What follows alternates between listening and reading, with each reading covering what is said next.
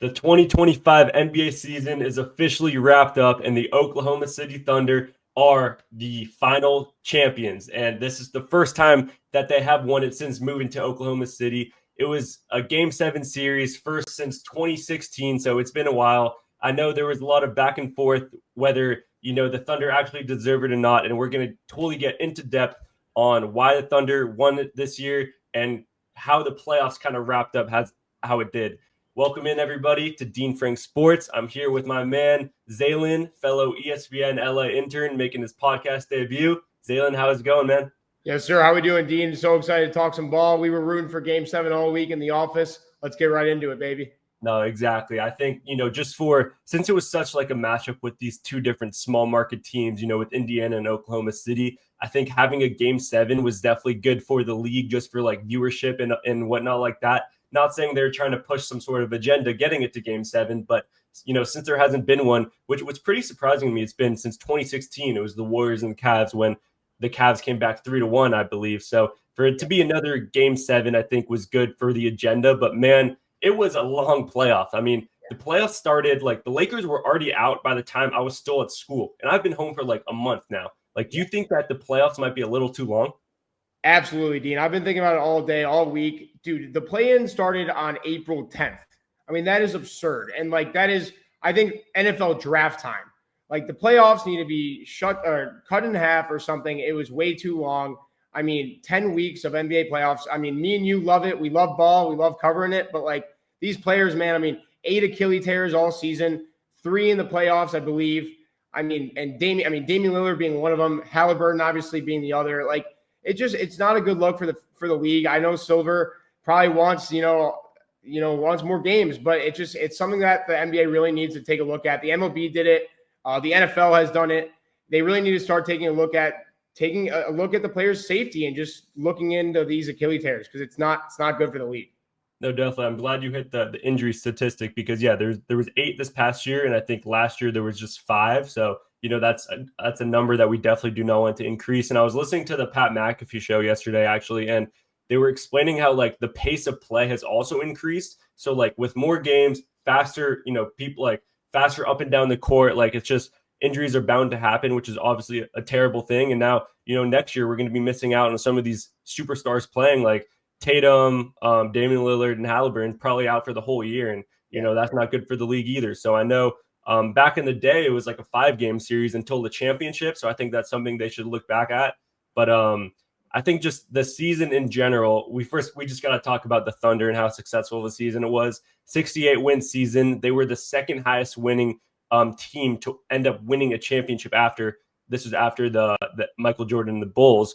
But what an incredible season, specifically for SGA. He won the scoring title, the regular season MVP, and the finals MVP. So my question to you is he the new face of the league? Honestly, Dean, it sucks to say, but yes, he is. He really is. I mean, there's no debating it. I want to say Ant or someone like that, but as of right now, Shai'S. He took over the playoffs. I mean, as much as hate as he gets, he does have that aura in him. He is him. He is the face of the league. He did take over the finals at some points. He did struggle. People call him the foul merchant, but I mean, they can't stop him. So I mean, how can you trash talk a guy that's really going to be that dominant? And I mean, he's in the history books, like you said. He's in great company with Jordan, and the only player to do it to win the scoring title, the finals MVP, and the real MVP. So I just think, I mean, there's no really debate about it. I think if Anthony Edwards or someone like that can really step up next year and shut him down. But you also got to think this Thunder team is not slowing down. They have 2 first-round picks tonight in the NBA draft. We've got to get into that a little bit. I just think this team it's not slowing down, and especially not Shai. Shai is not slowing down at all. I agree. I mean, there's so much talk, earlier this past 2 seasons, I guess, about just Anthony Edwards being the new face of the league. Obviously, there's Victor Wembanyama. I know he got injured this past year, but I think really the definition of becoming the face of the league is, winning it all, carrying your team on your back as a young superstar. And that's exactly what he did. He was only 26 years old. I think he had a perfect season. I mean, he couldn't really have asked for any more awards coming off of it. So I think whether we like it or not, whether you think he's a free throw merchant or not, he's a stud, and he just won it all for his team, carrying the second youngest team in Oklahoma City to ever win a finals championship. So just like you said, this kind of brings me to another thing about the whole dynasty era. I'm wondering, is the era of a dynasty team over? Because the past 7 years, we've had 7 different champions, and that is including this year's Oklahoma City Thunder, who obviously are super young. I mean, like I just mentioned, they were the second youngest team to ever win it. So it doesn't look like they're slowing down anytime soon. Do you think this could be a potential dynasty, meaning, they'll win like 2? I guess a dynasty is probably winning at least 3 in maybe like 5 years. But, I guess we kind of look at teams in the past couple of years. Like we thought when the Nuggets won it, we thought they were super strong, but it came out that, Jokic was really the only all-star on that team. Obviously the last one we could talk about the Warriors, but they kind of broke up. Other than that, off the top of my head, obviously we had the Celtics last year. Obviously I know Tatum got hurt, but it looks like they're kind of splitting up now too with the Drew Holiday trade. So I personally think that the dynasty type of team is kind of over. And as much as I think it's good for the league, I think there also was like the most viewership of people watching when the Bulls, when the Lakers, like when the Spurs, even like when these teams are so dominant, people like to watch a good team, So as much as I think it's fair that like there's so many different teams winning it all, it's interesting to look at that stat because it looks like there's no more going to be like teams are going to start looking away from having the 3 superstars on their team and instead kind of building the roster just like the Thunder did from the ground up, because the Thunder were, 2 years ago, they were bottom of the West and now they're at the top, and it looks like they're going to be there for a bit. Yeah, I think you're going to see teams go a lot more towards that route. Like you said, just surrounding 1 or 2 stars around with shooters. Because like you see with the Celtics, the Celtics, they won a finals championship. They just kept shooting. If they make half the shots, they're going to win. And I think you saw that with the Thunder. They just surrounded Shai with great players. They brought Caruso in the middle of the year for Giddey. I think that was a little bit of a question mark for some fans, but that was one of the biggest trades all year. And Hartenstein and all these great moves. So to answer your question, I think the dynasty era is dead because, let me rephrase that. I think the super team era is dead. I think the super team era is completely dead, which is great for the league because everyone was complaining about when, 4 superstars, 3 superstars were building up and getting together and winning. And that's over, in my opinion. I think that's been over since Kawhi, won the championship in Toronto against the Warriors and broke them up.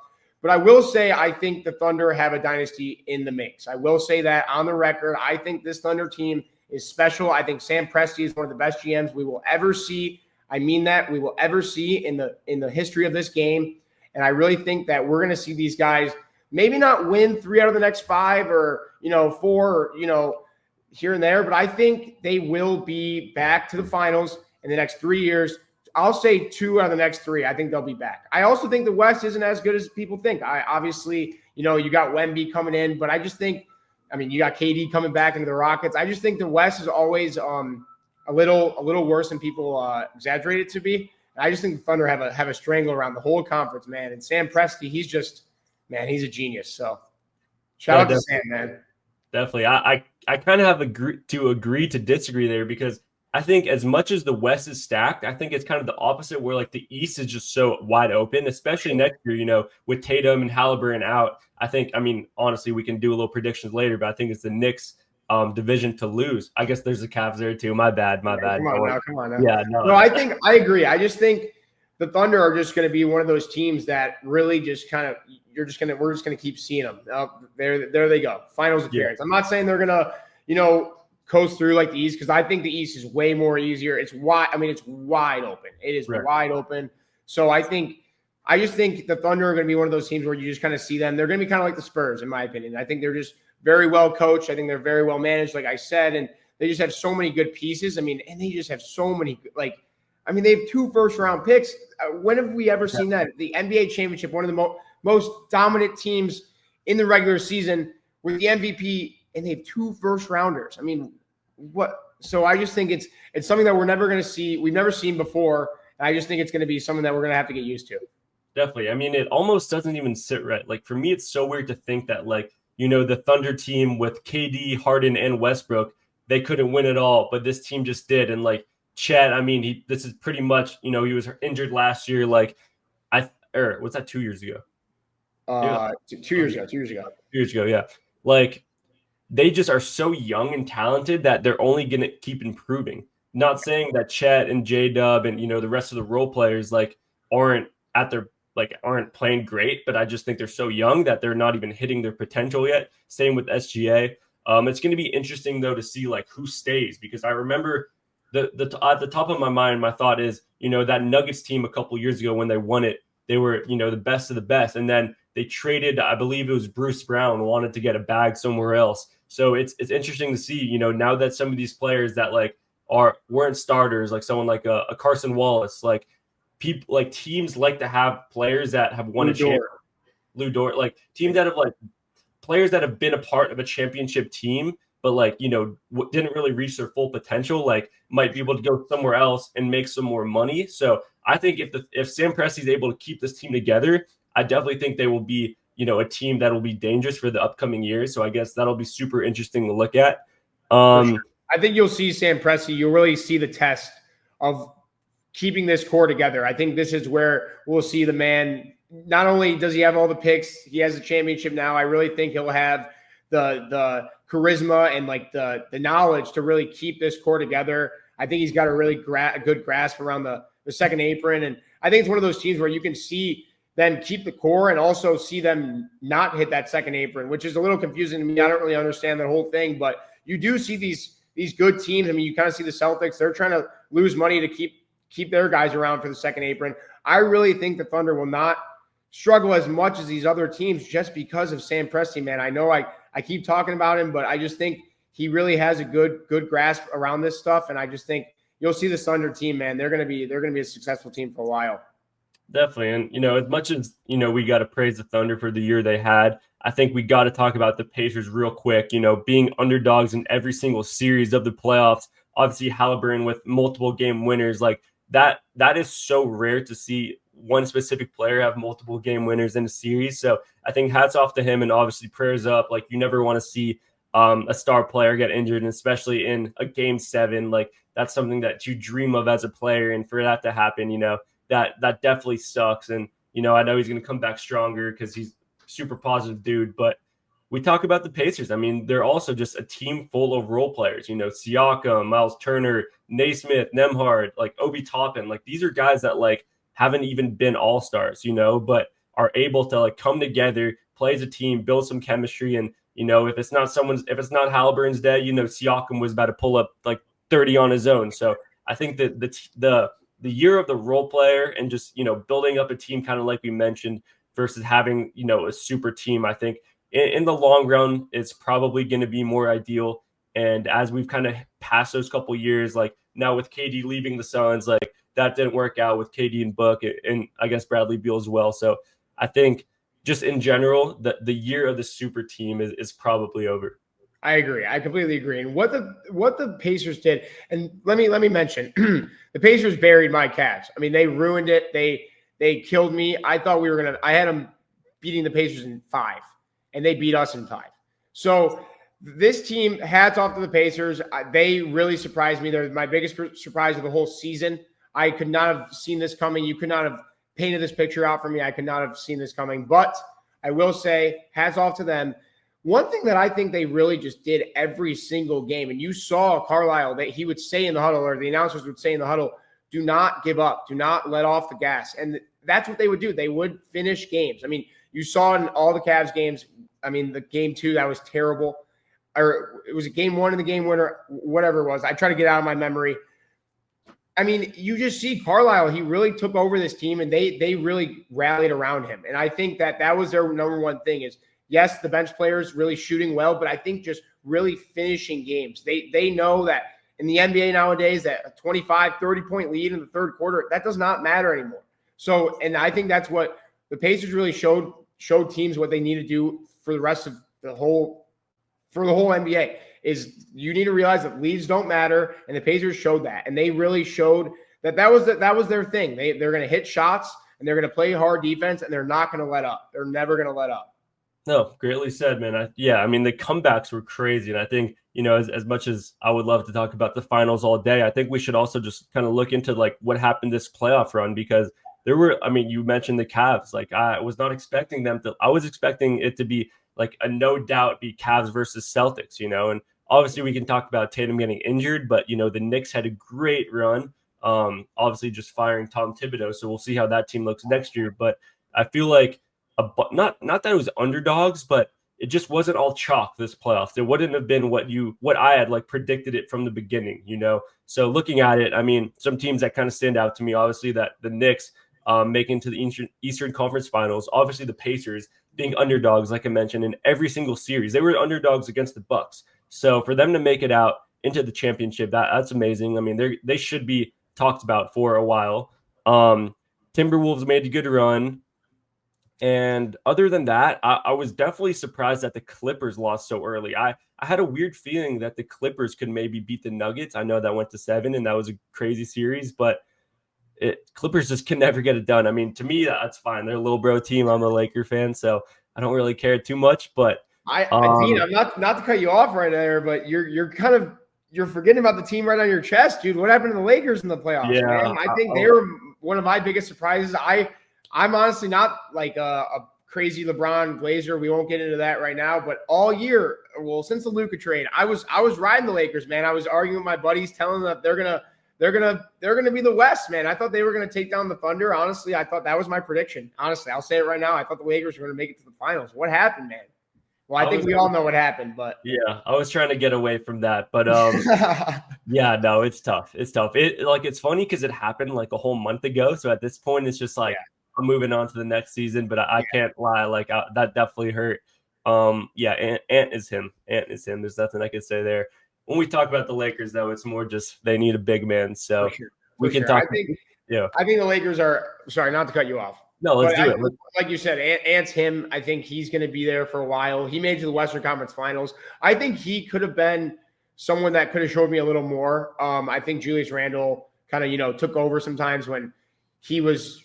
Not doing what Ant does, but I think he's got to just have that on at all times. He's got to, if he wants to be the face of the league, if he wants to be that, how he talks about himself, he's got to start, locking in a little bit, winning those big games, taking over games. Because yes, he beat LeBron. That's awesome. But I mean, he didn't, then he beat Curry, which was awesome, but then he didn't, nothing to show for it, in my opinion. Another Western Conference Finals, which is concerning in my opinion. I think, you don't want Anthony Edwards to go down that trail of, can he not win the big one? Can he not make it to the big one? And I think 2 Western Conference Finals in the last 2 years is a little concerning for my guy Ant. It's just a little thing. Just want to throw that out there. A little concerning.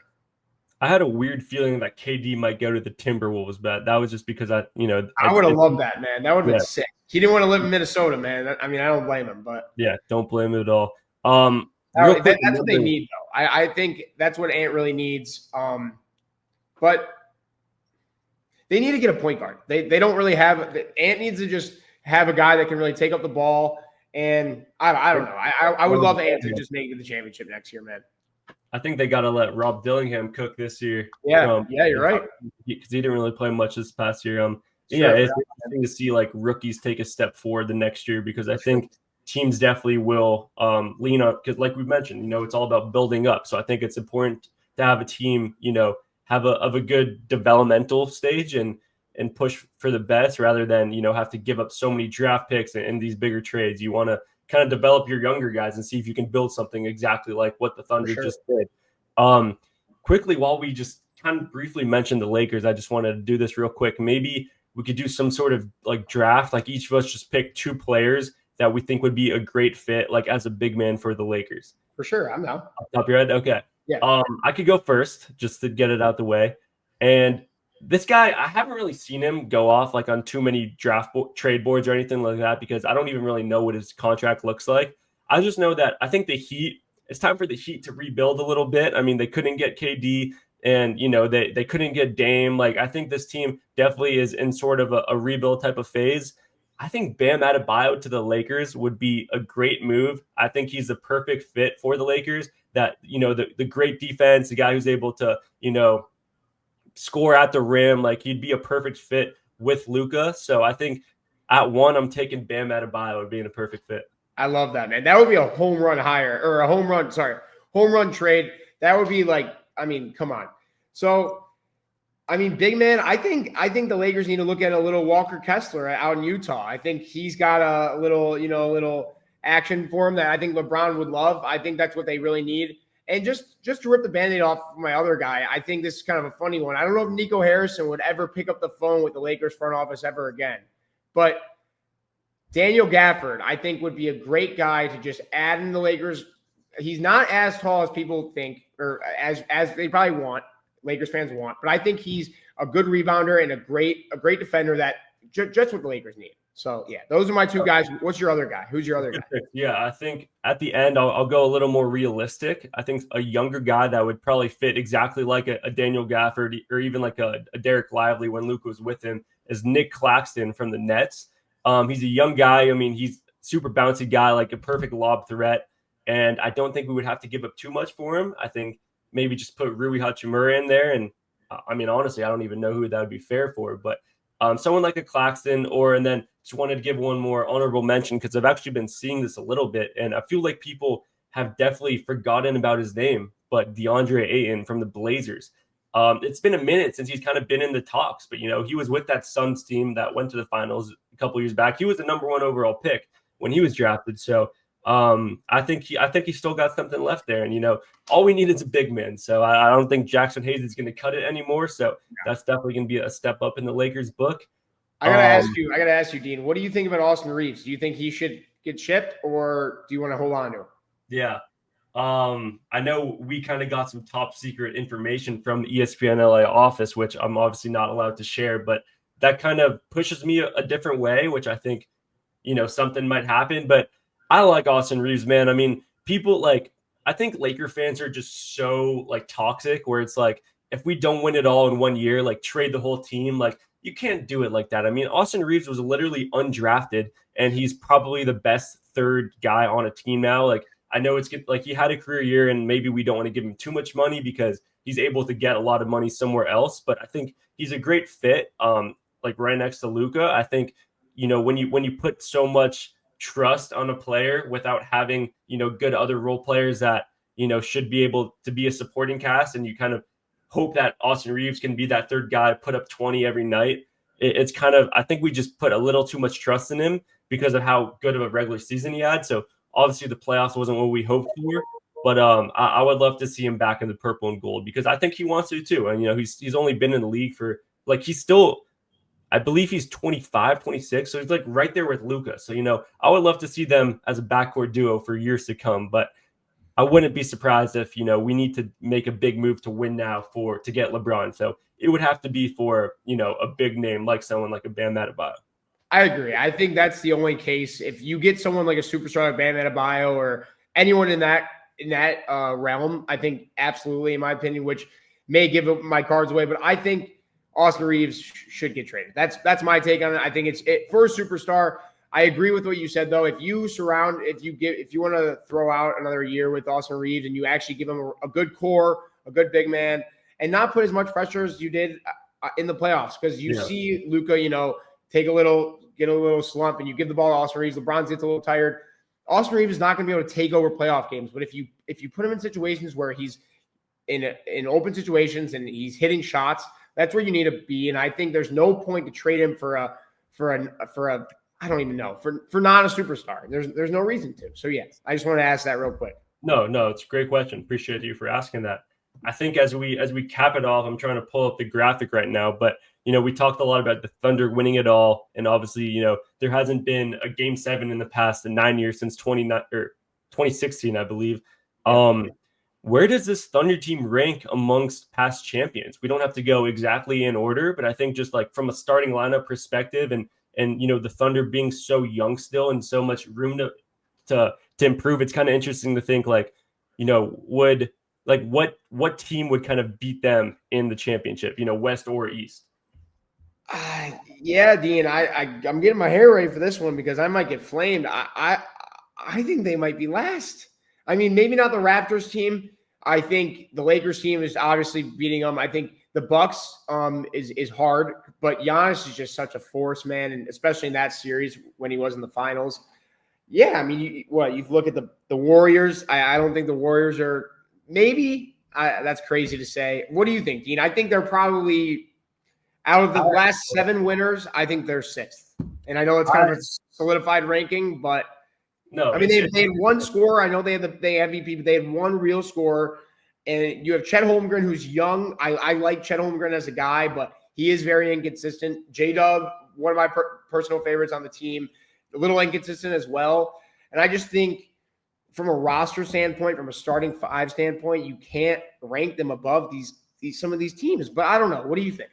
I totally agree. I don't know exactly. Like, I would say probably smack in the middle at like 4. I think just the young and inexperience that the team has is like it's hard to push them over, a team that has better experience and kind of like guys that have like solidified themselves in the league. I mean, I know Chet ended game 7, it was the best game of his, of that series, but he had 5 blocks. But other than that, like at least just I'm thinking game 6, like he was nowhere to be found. So I think the inexperience definitely showed. And it shouldn't have even gone to game 7 because the Pacers were not even a team that was even supposed to be out there. So for it to become that close, and obviously they had to go 7 against the Nuggets as well. But I'm looking at teams like the Nuggets. Like I don't think prime Jokic a couple years ago. Like I don't think Chet is stopping him. I think he's too small. And then you kind of talk about of course they have Shai, who's the solidified superstar in the team. I know Jalen Williams he was an all-star this year. It's just hard not to give him the credit where I see other second player, other second man coming off these championship teams. Like you look at even the Warriors a couple of years ago. Like I know it was like before Clay left when they won it. Like I feel like they would smoke the Thunder. You look at who else? So there's the Raptors, the Lakers we talked about, the Nuggets.